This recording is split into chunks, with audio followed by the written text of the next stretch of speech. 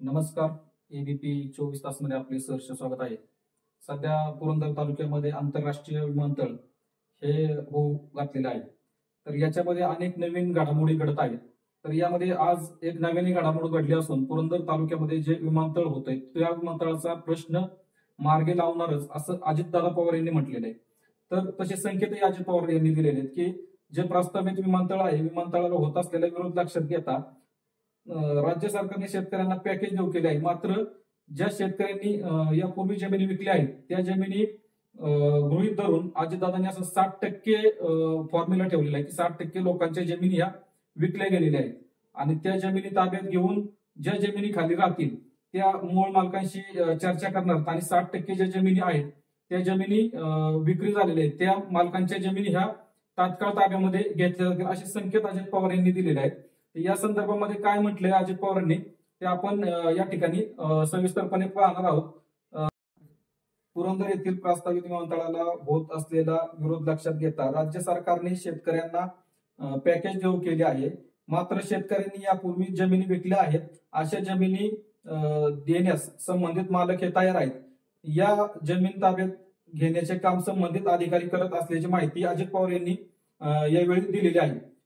पुरंदर विमानतळ बाधितांचा विरोध न जुमानता हा प्रकल्प होणारच असे स्पष्ट संकेत अजित पवार यांनी दिले आहेत.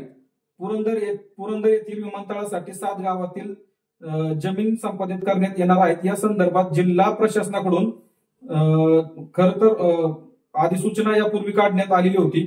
या अधिसूचनेमध्ये काही ड्रोनचा सर्वे देखील करण्यात आला होता. त्या सर्वेचे क्रम अधिकाऱ्यांच्याकडून चालू होते.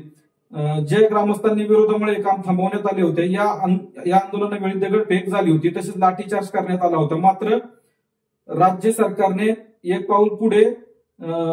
पाऊल मागे घेत शेतकऱ्यांशी चर्चा केली. महसूल मंत्री चंद्रकांत बावनकुळे यांनी याचा पुढाकार घेतला होता. शेतकऱ्यांना प्रकल्पात महत्वाकांक्षी कल्पना दिली होती. पुरंदर विमानतळ होणारच असे बावनकुळे यांनी शेतकऱ्यांना स्पष्ट सांगितले होते. त्यासाठी शेतकऱ्यांनी जमिनी देताना मोबदला कशा प्रकारे अपेक्षित आहे याचा प्रस्ताव द्यावा, अन्यथा राज्य सरकार एक सर्वसामान्य प्रस्ताव तयार करून जो शेतकऱ्यांपुढे मांडेल असे सुचवले होते. त्यावेळी बावनकुळे यांनी सर्वेक्षण थांबवण्यात येईल असे जाहीर केले होते. या घटनेला आता जवळपास 1 महिना गेलेला आहे.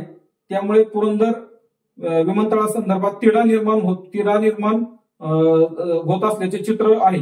दरम्यान उपमुख्यमंत्री अजित पवार यांनी शनिवारी जिल्ह्याच्या खरीप हंगाम आढावा बैठक झाली. याच्यामध्ये पत्रकारांशी बोलताना धक्कादायक माहिती दिली.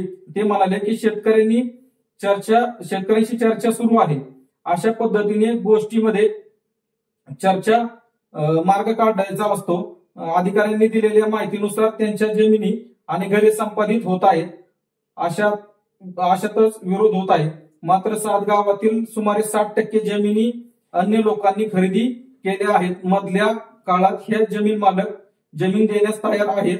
जे घरे जमिनी जात आहेत त्यातला 60% जमीन ह्या संपादित करण्यासाठी अधिकाऱ्यांनी कारवाई सुरू केलेली आहे. यावरून संबंधित शेतकऱ्यांना विरोध डावलून जे शेतकरी जमीन देण्यास तयार आहेत अशा आशांच्या जमिनी संपादित करून प्रकल्प मार्गी लावण्याचे संकेत अजित पवार यांनी यावेळी दिलेले आहेत. यामुळे वास्तविक पाहता जे शेतकऱ्यांनी जमिनी दिलेल्या आहेत त्या जमिनी 60% जमिनी या खरेदीने दिलेल्या आहेत. तर त्या खरेदीने ज्या शेतकऱ्यांनी जमिनी दिलेल्या आहेत यापूर्वीच त्यांच्या ताबा घेण्याचं काम आता मात्र शासनाकडून जोरदारपणे सुरू होणार अशी एकंदरीत चर्चा आहे. त्याच्यामुळे प्रशासकीय जे अधिकारी आहेत याच्यामध्ये 60% जमिनी ह्या आता 2 दिवसामध्ये पुन्हा एकदा गावामध्ये सर्वेक्षण या 60% जमिनीचे होईल आणि या 60% जमिनी ताब्यात घेण्यासाठी प्रशासनाकडून पावले उचलली जातील असे एकंदरीत उपमुख्यमंत्री अजित पवार यांनी यावेळी संकेत दिलेले आहेत. धन्यवाद.